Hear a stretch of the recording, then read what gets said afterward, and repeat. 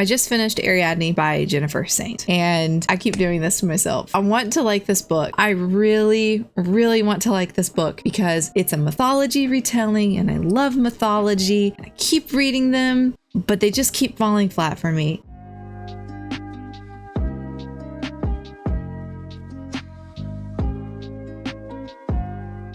So let me back up. Ariadne by Jennifer Saint. It's a retelling / embellishment of Ariadne and her origin story. She was the mortal wife of the god Dionysus, and she was also a princess of Crete. There's also a slew of other familiar characters that pop up in the book, like the Minotaur, King Minos, Icarus, King Midas, and several Olympians, of course, like Zeus and Hades and Hera. And that's always a lot of fun. It's very colorful and rich in the character department. Then there's characters that were more unfamiliar to me, like Ariadne, her sister Phaedra, her mom. And these were characters that I didn't really know anything about, which was cool because the story was mostly about them, and I enjoyed learning more about them through the story.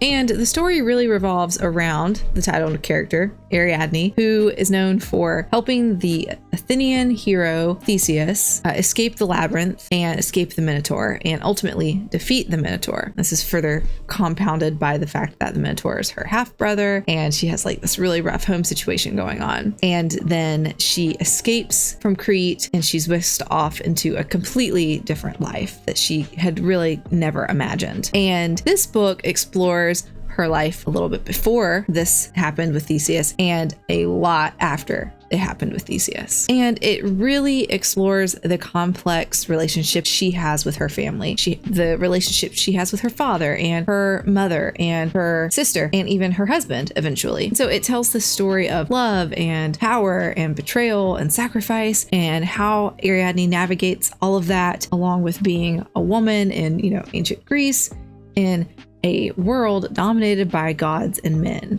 And of course, there's more to it, but that's like a very high level overview, spoiler-free overview of the book. So now I'm going to get into some things that I liked and some things that I did not like. And then I'll end with kind of an overall spoiler-free wrap up. And just a heads up, this next section of the video will have spoilers. So if you'd like to skip ahead to the end, you can skip ahead to this timestamp, and I will see you there. First thing, the book took a different turn than I expected. So it was a little unevenly divided between like Ariadne's life and Crete, what happens with Theseus and the Minotaur, and the rest of the book, the rest of Ariadne's life. It was like a little bit of her childhood, a little bit of the defeat of the Minotaur, and then a lot of the rest of her life, which that makes sense. Most of our life is adulthood, so it's realistic.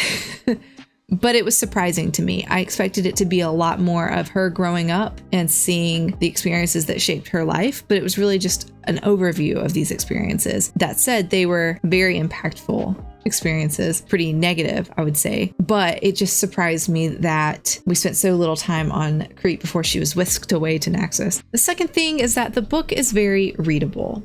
There are times where we all just need a quick, easy read, and that is what this was for me. It is a well-written book. I would not say it is a beautiful book. The prose is not super flowery. It's not overly pretentious. It's just kind of there. And that is good. Sometimes we just need a book that is like that is easy to digest. And that is what I needed right now when I was reading this. I liked it. It surprised me, and I appreciated it. Number one, the pacing is odd. So there were several times in the book where I had to stop and kind of do the mental math to see how much time had passed. It's never clearly delineated in the book, really, how much time has passed. There'll just be like a stray sentence here and there saying like, Ariadne now has 5 sons instead of 1 son, or Phaedra's, now of marrying age, so we know she's been with Theseus for at least 5 years, or King Minos has been wandering in the wherever for 7 years. And so I find myself trying to keep up with 1 + 2 + 3 is 6. And that's how many years has passed. And I don't know. I'm not saying that every book needs a strict timeline laid out at the beginning of the book saying this is how much time happens between major events. And I don't know, maybe I'm just a little bit of a lazy reader, but I didn't like being responsible for keeping up with the passage of time myself when the time spans quite as long as this book does. And then the third thing that I didn't like about this book is that even after reading it at the end of the book, I'm not sure what the story was that the author was trying to tell, and I don't think that it got told. So what I mean by this is that there's a lot going on in this book. There's Ariadne and Phaedra, who are both coming of age in this really hard time for young women to come of age, and it's compounded by the fact that they have this horrible home life. Then there's Dionysus and Theseus, their, love interests and partners who are like polar opposites and both struggling with also coming of age in a sense. And then there's also the rise of Crete and the rise and fall of Athens and all the politics going on with that. And then there's lots of different storylines with gods fighting with mortals all woven in with this, which is cool. I enjoyed that a lot, but it kind of at the end left me wondering like what story is trying to be told here. Like the tagline on the back of the book is something like princess, sister, traitor, hero. And I feel like the big shtick is big female empowerment, which is awesome. And I'm here for that. But the story that I feel like ended up getting told was less about empowerment and more about sacrifice. So I guess the point that I'm trying to make here is that I think there was maybe a lost opportunity. There's a lot of important stories here that could be told, but I think there was so much other noise going on that the main focus and point and moral of the story ultimately got lost. So there you have it. Those are my thoughts about Ariadne by Jennifer Saint. I would say I liked it. It was fine. I was a little disappointed in some aspects of it, but I would probably give it a 4, maybe a 3.75 out of 5 stars. I continue to be disappointed in this whole like subgenre of mythology retellings. I love mythology. I want to read more of these stories like this and like them, but I don't know, maybe I'm picking the wrong stories. I want to walk away from a book saying, man, I loved that book.